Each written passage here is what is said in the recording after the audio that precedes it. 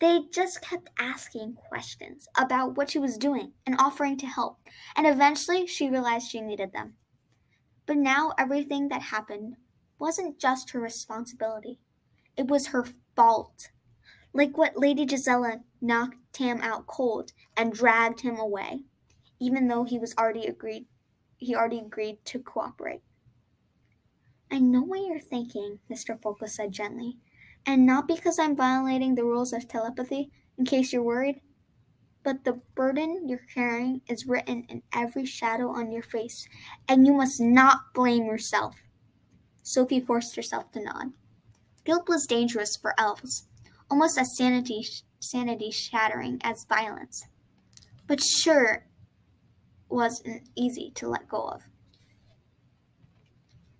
I want Mr. Tam home safely every bit as much as you do, Mr. Folklore assured her, as does the rest of the Black Swan.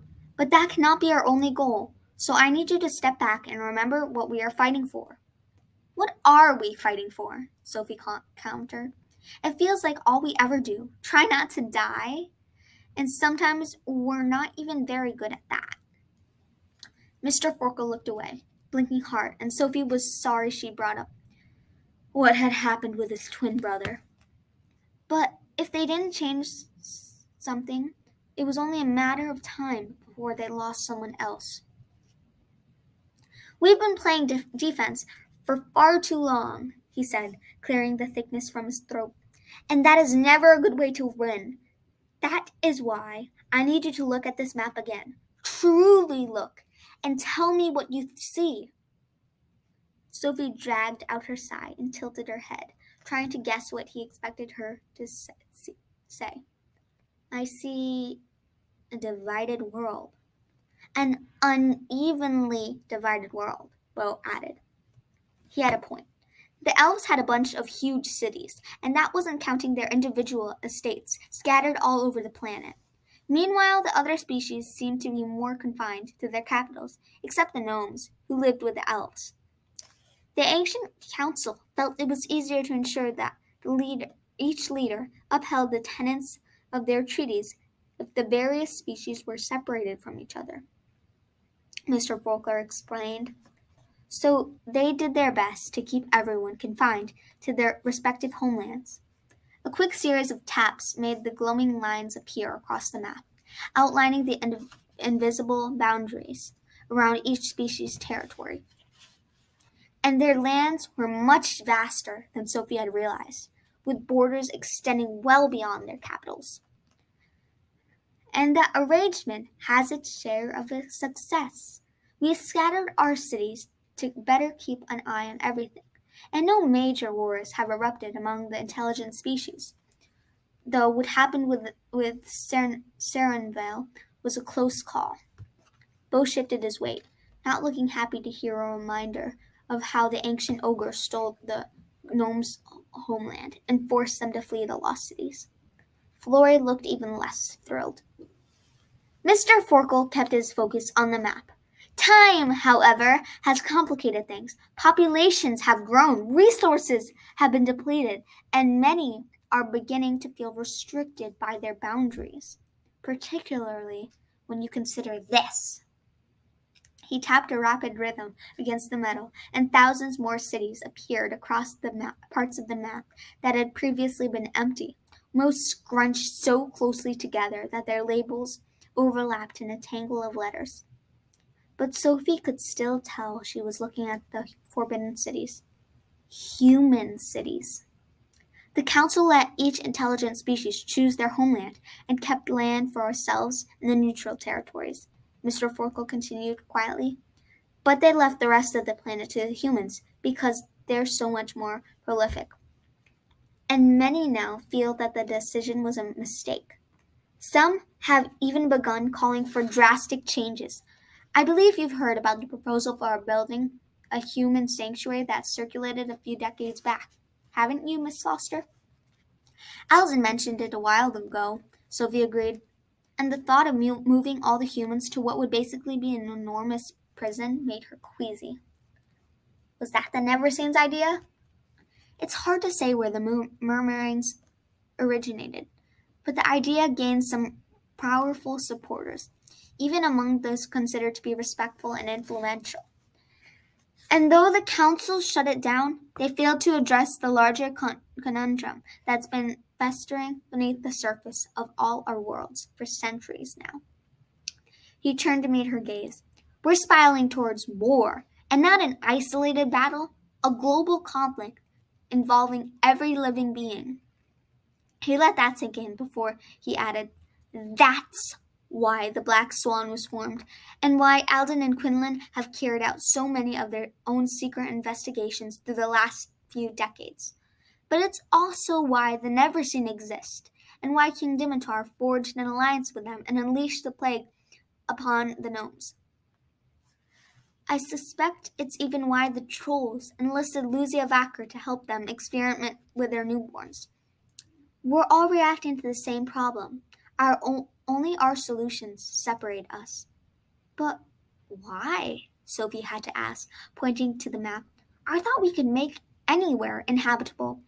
So if this is all just about space, can we hollow out more mountains or sink more cities under the ocean? Or we could, Mr. Forkel interrupted. But who would live there? Not every territory is ideally situated for that kind of expansion, and people generally don't like leaving the place they've come to think of as home. There's no telling what complications might arise from scattering the species. But even if we resolved all that, it wouldn't address the fact that humans are polluting our planet and stripping it of its natural resources, while simultaneously building weapons that could destroy everyone. My queen has expressed many concerns about that, Sandor noted. As has my king, Bo agreed. And rightfully so, Mr. Forkel told them. It's an incredibly disturbing situation. And I assure you, the Black Swan has been hard at work on a solution. His gaze drifted towards Sophie again, and she took a step away. That's what Project Moonlark is about? I'm supposed to... She wasn't sure how to finish this sentence, but she had a horrible feeling it ended with something like, save the human race. Project Moonlark was about gaining a valuable new perspective, Mr. Forkel continued, in hope that fresh eye might help us spot something we've been missing, both for this issue and for some of the internal injustices in our own society. Any action beyond that was never meant to rest solely on your shoulders. You're part of our order. We face these challenges together. Somehow that was both a relief and disappointment. Sophie didn't want to be the answer to everything, but she didn't mind being the answer to something, after all the sacrifices she'd had to make. Mr. Forkel rested a hand on her shoulder. You're incredibly special, Miss Foster, and there are other roles you'll be asked to play someday.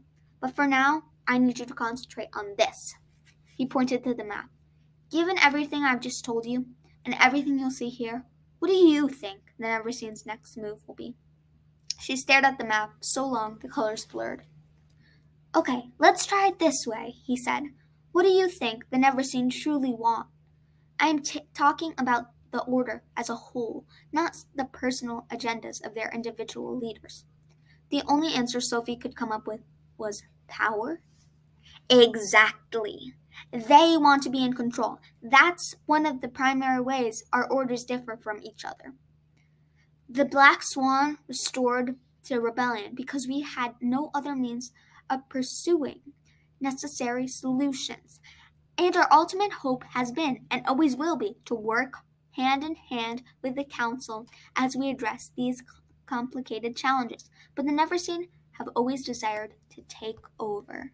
So you're saying their next move is to overthrow the Council? Sophie asked, really hoping she was wrong.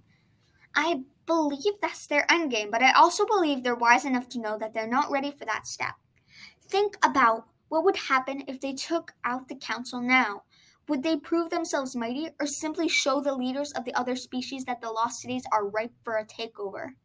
He tapped another rhythm against the table and made every landmark on the map disappear except Gildingham, Ravagog, Lomnor, and Marantrila. That's the piece of I fear you've been ignoring. Ruling our planet involves so much more than leading the elves, and the Neverseen cannot afford to weaken the lost cities until they first weaken all the other worlds. They'll never weaken us, Bo huffed, his knuckles cracking as he squeezed the hilt of his sword. Mr. Forkle shook his head. They already have. What happened when they tricked your king into unleashing a plague upon the gnomes? Sophie wasn't sure if it was a good idea to remind Bo that she and her friends had been forced to flood half of Ravagog in order to escape the ogre city after they'd snuck in to steal the cure from King Dimitar.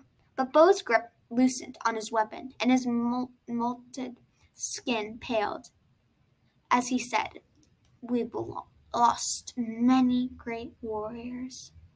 "You did indeed, and others defected the Neverseen afterwards. You also had half a city to rebuild, which is still a work in progress, as I understand it." Mr. Forkle tapped Ravagog on the map, and the lights dimmed around the ogre capital. "We can still protect ourselves," Bo argued. "I never said you couldn't, but we all know that your king changed strategies after the flood, shifting his focus away from the larger world and centering his attention on his people, which is what the Neverseen require. They need the other leaders to be distracted and disorganized so they won't notice the turmoil in the lost cities or have the means to take advantage until things stabilize. And that's exactly what they've now made happen for Empress Perenelle. By exposing Lucia Vacker's involvement with the experimental hive, the Neverseen cost the Empress her secret ally, as well as the lives of those newborn soldiers and the facility where they were created. And they forced the Empress to face numerous treaty violations, which will keep her far too busy to concern herself with what's ever happening in our world for a good long while. Another tap darkened Marantrella on the map. "That leaves the goblins and the dwarves," Sophie murmured, feeling her stomach churn with a thick, sloshy dread. "Though I guess they already took out a bunch of goblins in the area." "That was hardly a dent in our forces," Sandor argued. "Our army is immense." "It is," Mr. Forkle agreed, but he still darkened Gildingham on the map with an ominous tap. "My gut tells me," he explained, "that the Neverseen will save any targeted move against Queen Hilda until they are ready to take down the council, since the goblins served as the councilors' bodyguards. And before they can take down the council, they must also win over the majority of our people. Otherwise, their rule will be rejected, and our world will dissolve into rebellion. That's why each of the Neverseen's moves have been designed to make them appear mighty, while making our current counselors look weak and foolish, and cause many in our world to question the council's power and authority." But everyone saw Vespera, Roy, Gethin cowering under their little force wheel during the Celestial Festival, Sophie reminded him, and abandoning Umber without even bothering to see if she was still alive. "Yes, they made a grave mistake there, which is a credit to you and your friends." He moved closer, placing both hands on her shoulders and bending to her eye level. "I realized how easy it's been to see our defeats, but don't overlook what we've achieved. We've dulled the effectiveness of each and every one of the Neverseen's schemes, and this time we're going to thwart them much more completely." All eyes focused on Lomnor, glowing like a beacon on the otherwise dark map, glowing like a target. And yet Sophie still had to ask, "How can you be so certain?" They've been wrong about the Neverseen's plans so many times before. In fact, she was pretty sure they'd never actually been right. "I can be certain, Miss Foster, because this time the Neverseen tipped their hand. Taking Mr. Tam was devastating, but not just for us. In fact, it dealt a far larger blow to them. Now we know that shadows will play a role in the next stage of their plan. Shadow flux, Sophie corrected. I'm sure that will be crucial, yes, but I doubt they would limit themselves to one aspect of Mr. Tam's ability when they can utilize the full scope, particularly since shades are so powerful. So I think it's best if we focus wider and assume that the key will be darkness in all of its varied forms.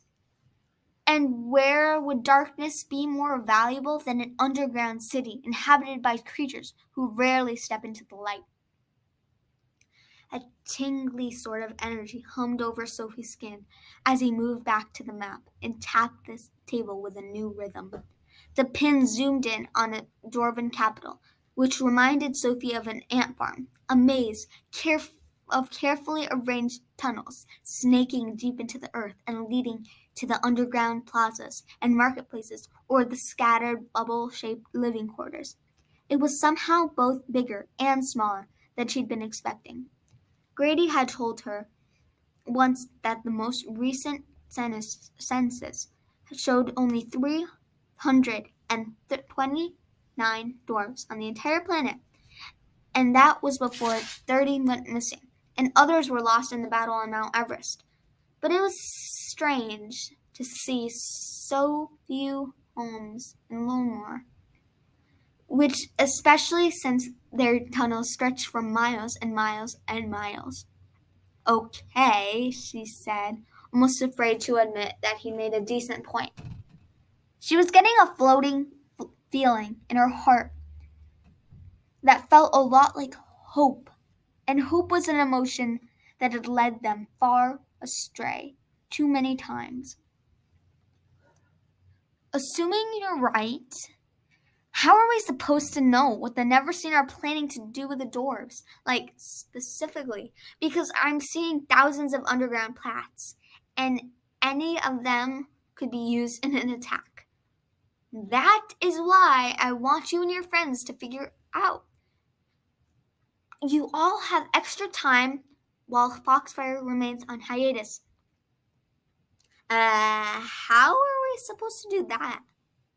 By determining how the Neverseen can use shadow flux, and shadows are darkness in general, to weaken the dwarves while bringing further scandal to the council. Oh, is that all? She asked, her heart crashing back to reality. And here I thought you were going to be vague. I think you'll find that those guidelines narrow the options far more significantly than you're expecting, particularly when you also consider the fact that this attack will likely be targeted at you and your friends. Sophie's mouth turned dry, giving her a hint of rasp as she asked, Aren't we always one of the targets? In a way, but up until this point, they've mostly tried to test you or control you. This time, I believe they'll be aiming to, well, I suppose the best way to put it is crush your spirit, because their broadcast to the Celestial Festival backfired. Not only did everyone see members of the Neverseen cower and flee, but they also saw you and your friends stand strong and keep fighting. And that made many in our world begin to see what the Black Swan and I have seen all along, the true future we should be focusing on. A fresh set of goosebumps prickled Sophie's arms, but these ones felt itchier, almost demanding. Yes, Mr. Forkle told her. It's a tremendous responsibility, one that every young generation must learn to carry. Adults may have wisdom and experience, but our youth are bold and brave, and willing to fight for what they believe in with a formidable kind of energy. And you and your friends showed everyone precisely how to be a true force for change. So I suspect the Neverseen will try to counter that by putting you in a situation where you will be forced to surrender in a very public way. And I realize that's not easy to hear. No, it's fine, Sophie interrupted, hugging herself to squeeze back some of the queasiness. Who doesn't love being told they had an evil band of villains trying to crush their spirits? But they never will, Florrie said, placing her hand over Sophie's. Her green thumb traced circles across the back of Sophie's gloved palm as she hummed a soft melody that whispered through the air like warm spring rain. Sophie closed her eyes, letting the song sink into her mind, washing away some of the panic. "It's okay to be afraid, Miss Foster," Mr. Forkle told her. "I am." That didn't make her feel any better. In fact, it made her wish that she could go back to being a little kid, believing the grown-ups in her life would take care of everything. Florrie hummed another verse of the soft melody, letting the whispery sounds flutter around them, before she said, "The trick is to acknowledge your fear and let it fuel you to fight harder." "I'm already fighting as hard as I can," Sophie argued. "So it's time to fight smarter," Mr. Forkle told her. "The Neverseen took your friend, and now they're going to use him to strike you where you're most vulnerable. Their plan will center on something that affects you and the council and the dwarves. If you consider all three goals, I've no doubt that you and your friends can determine the shape and direction of the threat we're facing." "Shouldn't someone warn King Enki?" Sandor asked, leaning in closer to squint at the map. "I have," Mr. Fogel assured him. "He's already taking precautions. But several of the dwarves who defeated the Neverseen were key strategists behind the city's security. So we'll definitely have our work cut out for us. But we must rise to the challenge. We cannot let the Neverseen weaken the dwarves. It will bring our world far too close to their ultimate endgame. Plus, the dwarves are a vital resource. Without them, we would never be able to rebuild so quickly after the Neverseen's attacks." "You've had a lot of help from my people as well," Flora reminded him. "Don't cut us out." "I haven't, and I'm sure that the Neverseen haven't either. In fact, I'm certain they'll strike again. It's the gnomes. Again, when the time is right. That's why I've allowed you and Miss Foster's other guards to be present for this meeting." Sandor and Bo both snorted aloud under their breaths. Mr. Forkle smiled. "Oh, I assure you, if I didn't want you in my office, I could cast you out before you could even draw your weapons. It's my favorite security feature that Tinker designed. But I haven't used it because I'm counting on you three to make sure your people are ready in case the Neverseen attempt to weaken your worlds further while they're targeting the dwarves.